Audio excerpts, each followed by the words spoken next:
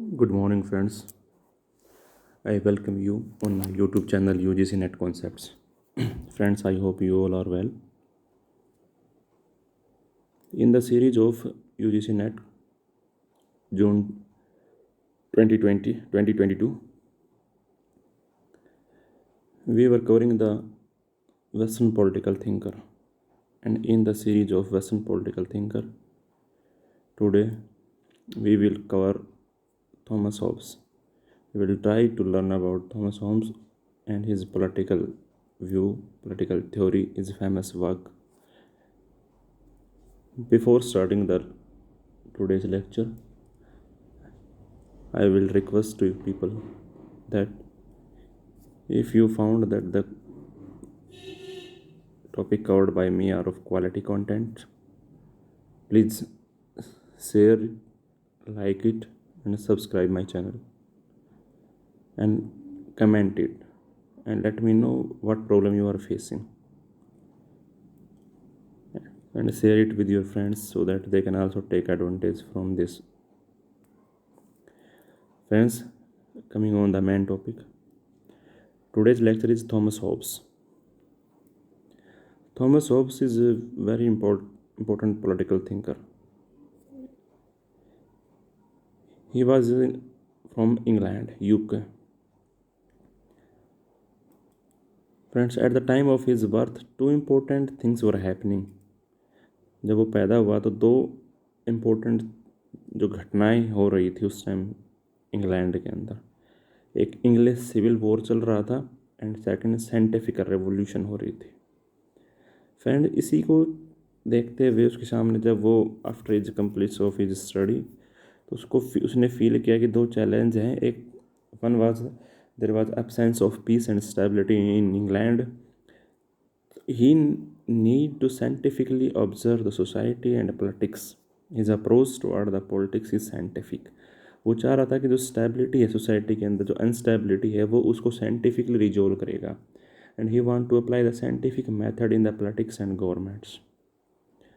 तो very important point for the exam point of view that his study of approach, यानी कि इसकी जो पढ़ाई की जो अप्रोच थी वो फ्रेंड्स साइंटिफिक थी and he use scientific theory of politics and governments. Government के अंदर उसने पॉलिटिकल एंड साइंटिफिक थ्योरी थी. फ्रेंड्स, पॉलिटिकल थ्योरी अप्रोच, उसकी दो अप्रोच मानी जाती हैं पॉलिटिकल थ्योरी के अंदर. Important point for the exam point, resolutive compositive method. Resolutive composite method जो उसने गैलीलियो और फ्रांसिस बैकन से लिया था. And second is geometrical and demonstrative reasoning जो उसने इक्लूड से लिया था. These are very important, please remember it and note down it. Second is major work. उसने कौन कौन से उसके मेजर वर्क थे. 1630 एक short tract on first principal. Please read it and note it down. Remember it, very important for the exam point of view. Next is 1650 the element of law natural and politics. ये दो important book हैं. और भी कुछ उसकी important book हैं. उसने 3 बुकें लिखी थी जिसको उसने बहुत इंपॉर्टेंट मैग्नस ओपम कहा था. ये एक मैग्नस ओपम एक यू कैन से कहना एल्बम टाइप में था जिसमें उसने 3 इंपॉर्टेंट किताबें लिखी थी. फर्स्ट इज 1642 में उसने एक किताब लिखी 1642 डिकाइव. डिकाइव का मतलब होता है सोसाइटी. नेक्स्ट 1655 डिकोप. डिकोप का मतलब होता है body. And 1658 De Homine. De Homine human nature. ये 3 इंपॉर्टेंट वर्क हैं और ये तीनों इंपॉर्टेंट वर्क एक एल्बम के अंदर लिखे जाते हैं जिसका नाम होता है magnum opus. Friends, in 1651 he publish following major work. English translation of De Cive जो उसने 1642 में एक बुक लिखी थी डिकाइव, आप ऊपर देख सकते हैं, जिसका सोसाइटी होता है. उसने फिलोसफिकल जिसका इंग्लिश ट्रांसलेशन हुआ था. इस डिकाइव बुक में था क्या it was the philosophical rudiments concerning government and society, मतलब सोसाइटी के अंदर जो फिलोसफिकल जो विचारधाराएं थी जो सरकार को लेके और समाज को लेके, उसके बारे में इसने इंग्लिश ट्रांसलेशन किया था 1651 में। ये बुक हालांकि 1642 में लिख दी गई थी, बट उसने 1651 में उसका इंग्लिश ट्रांसलेशन किया था। Next is his important work Leviathan. Thomas Hobbes is known for his important work Leviathan, very important, very important. Thomas Hobbes का ये very important for the exam point of view.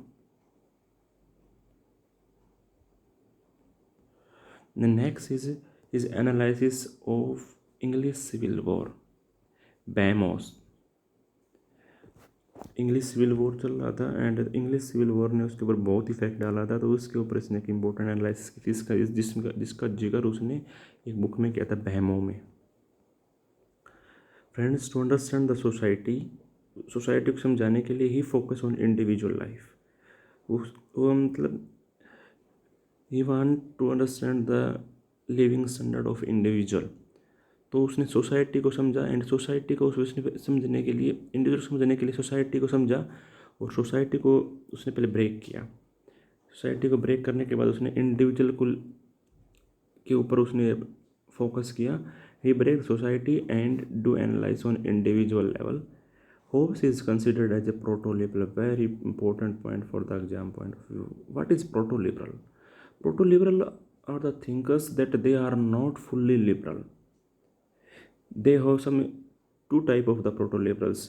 Some who start their theory with the liberal views or at individual level, but conclusion is not at individual level. And others who start their theory at the society level, but conclusion was at individual level. So Hobbes is proto liberal. इसका मतलब ये है कि was not fully liberal, his premise are liberal. तो उसकी जो base था, जो स्टार्टिंग थी थ्योरी की, वो लिबरल से शुरू होती है, but his conclusion are not liberal. उसका कंक्लूजन लिबरल नहीं था।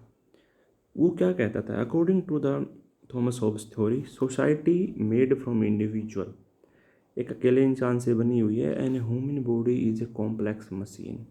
जो ह्यूमन बॉडी है वो बहुत ही कॉम्प्लेक्स मशीन है।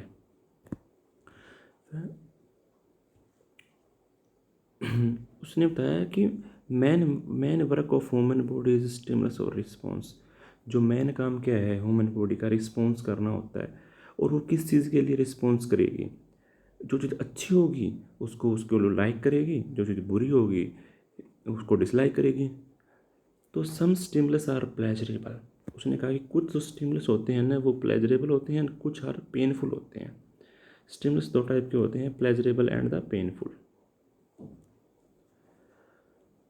उसने कहा कि जो अच्छे होते हैं वो गुड स्टिमुलस होते हैं, बुरे होते हैं वो बैड होते हैं। अच्छे हैं उनको अंदर डिजायर होती है, एंड बुरे होते हैं वो एवर्जन होता है। अच्छे के लिए लोग अट्रैक्ट करते हैं, बुरे के लिए रिपल्सन करते हैं। It's very common sense. जो अच्छी चीज़ें होती हैं वो सबको अच्छी लगती हैं, एंड जो बैड प्लेजर होता है वो सबको बुरा लगता है, and everyone want to quit it and repeal it. Friend, उसने बताया व्हाट इंसान किसी चीज़ से क्यों भागता क्यों है। जो उसको बैड प्लेजर है वो उसे भागता है, रिपल्शन होता है, उसे क्यों भागता है? क्या चीज़ है ऐसी जो उससे भागता है ज़्यादा? सबसे ज़्यादा उसको डर लगता है फियर से। व्हाट वी फियर मोस्ट, सबसे ज़्यादा किसी से क्यों भागते हैं? उसने कहा कि डेथ और सडन और वोलेंट डेथ। इंसान इस चीज़ से बहुत ज़्यादा भागता है। एकदम very important point of view से बहुत इंपॉर्टेंट है ये, डेथ एंड वोलेंट डेथ, सडन और वोलेंट डेथ। इसने कि दो चीज़ बताई उसके लिए। जब इंसान इससे बचना चाहता है तो क्या करेगा? Self preservation and right of nature, natural right. जब किसी को लगता है कि मेरी डेथ आने वाली है, या फिर कोई वोलेंट डेथ, या फिर कोई सडन कोई वोलेंट कुछ भी हो जाता है, तो वो सोचता है कि मेरे पास यदि दो चीज़ें होंगी तो मैं बच सकता हूँ। One is self preservation and second is a natural right. He gave important quote that to use his own power for the preservation of self। इसलिए इंडिविजुअल क्या करता है? पावर सर्च करता है, इसको पावर मिल जाएगी तो सेल्फ प्रिजर्व करेगा, खुद के लिए बचने के लिए। तो वो पावर स्टेट ऑफ नेचर के अंदर कहाँ से लेके आएगा पावर, और ये नेचुरल राइट कहाँ से लेके आएगा? तो उसने वो एक स्टेट, वो here Thomas Hobbes gives important concept of state of nature. State of nature जब इंसान पैदा हुआ, जब कैसा था? According to him, a condition with no government, कोई गवर्नमेंट नहीं थी वहाँ पे, कोई ऑर्डर नहीं था, अनस्टेबल सोसाइटी थी, लोगों के अंदर लड़ाइयाँ हो रही थी आपस में, people were fighting with each other. Why they were fighting? There is 3 reason he told us. 3 reason थे जो लड़ाई हो रही थी, जिससे competition for resources and power, resources के लिए, पावर के लिए लड़ाई थी। Glory once power is related to other, एक चाह रहा था मैं इससे ज़्यादा पावर इकट्ठे करूँ, दूसरा चाह रहा था मैं इससे ज़्यादा पावर इकट्ठे करूँ, competition of power and glory. वो उससे ऊपर उठना चाह रहा था, वो उससे ज़्यादा ऊपर उठना चाह रहा था, there was a competition. And third was a fear, एक दूसरे से लोग डरे हुए थे। No security, one is always fearful of violent death, क्योंकि सबको मौत से डर लग रहा था। इसलिए ये 3 कारण थे, इसलिए लड़ाइयाँ हो रही थी सोसाइटी के अंदर। Here there was no natural right, here natural right become right to every one and everything, सबके लिए नेचुरल राइट इम्पोर्टेंट हो गया था। तो लाइफ कैसी थी? According to Thomas Hobbes, he described the society and nature of society at that time was in one line: life was solitary, poor, nasty, brutish and short. जिंदगी अकेली थी, गरीब थी, बुरी हालात थी और बहुत छोटी जिंदगी थी। He described in his important quote, life was solitary, poor, nasty, brutish and short. Friends, very important for the exam point of view, क्योंकि डायरेक्ट कोट कई बार पूछी गई है। If you read previous year question paper, you will find this quote very frequent times in exam point of view, and directly option are given. If you have read it, you will choose the proper answer. Friends, अब nature of state कैसे आएगा? It also describe कि nature of state कैसे आएगा। उसने law of nature को बताया। उसने बताया कि तेरा total 19 law of nature, total 19 law of nature हैं जो हमें पैदा होते ही हमें मिले हुए हैं। जब इंसान पैदा होता है तो उसको कुछ नेचुरल राइट्स होते हैं जो नेचर गिव्स हिम। तो उसने बताया टोटल 19 राइट्स हैं। वेरी, ये रिमेंबर कर लेना एग्जाम पॉइंट ऑफ व्यू के लिए। For it to enter in, अब सोसाइटी कैसे बनती है? सोसाइटी में नेचुरल राइट को प्रिजर्व करना है तो हमें एक एग्रीमेंट के अंदर आना पड़ेगा। People come together and come an agreement में आते हैं और वो कहते हैं कि no one will harm the natural right of other.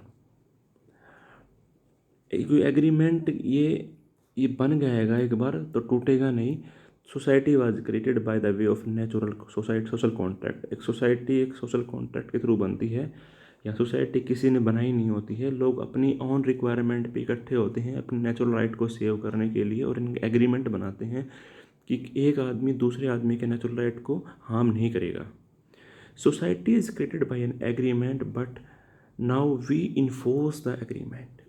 अब ये बना तो दिया, अब इसको इन्फोर्स कौन करेगा? हमने एग्रीमेंट तो बना लिया, अब इसको फॉलो कौन करवाएगा? कोई तो होना चाहिए ना सुपर पावर जो बैठ के हमें फॉलो करवाए। तो इसके लिए जो उसने कहा कि जो कोई भी कन्वेंट्स होते हैं जो without power they are just word, without sword they are just word, बिना हथियार के वो सिर्फ एक कागज़ पे रह जाते हैं। तो somebody is need to follow them. कोई तो सोसाइटी में आएगा जो इनको फॉलो करवाएगा लोगों के द्वारा।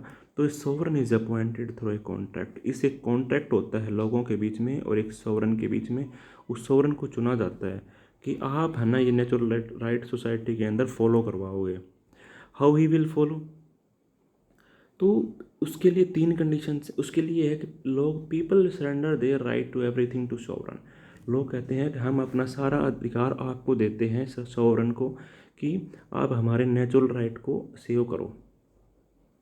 नेचुरल राइट को सेव करने के लिए अब वो सेव कैसे करवाएगा? अब कुछ तो उसके ऊपर लिमिटेशंस होनी चाहिए ना। सोवरन नहीं तो सोवरन उसको मिसयूज करेगा।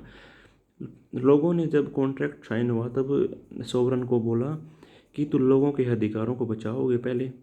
Second, people retain their right to defend themself. यदि तुमने यदि लोगों के तुमने यदि if sovereign itself exploited the people's right, how they will save it.